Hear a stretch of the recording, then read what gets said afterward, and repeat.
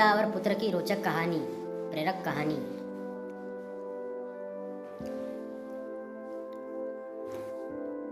एक बार पिता और पुत्र जल मार्ग से यात्रा कर रहे थे और दोनों रास्ता भटक गए।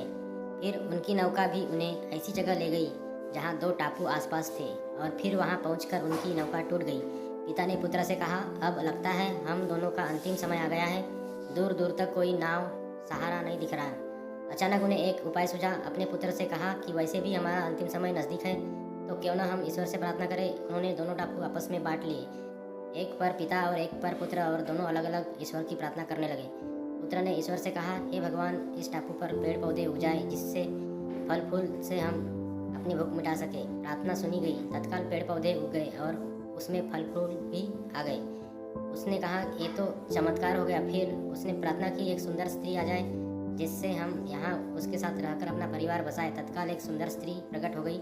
अब उसने सोचा कि मेरी हर प्रार्थना सुनी जा रही है, तो क्यों ना हम ईश्वर से यहाँ से बाहर निकलने का रास्ता मांगे।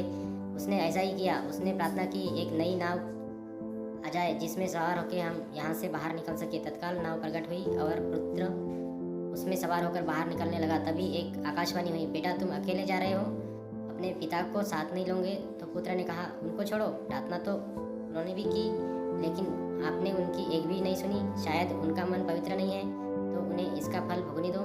आकाशवाणी कहती है, बेटा क्या तुम्हें पता है कि तुम्हारे पिता ने क्या प्रार्थना की। पुत्र बोला, नहीं।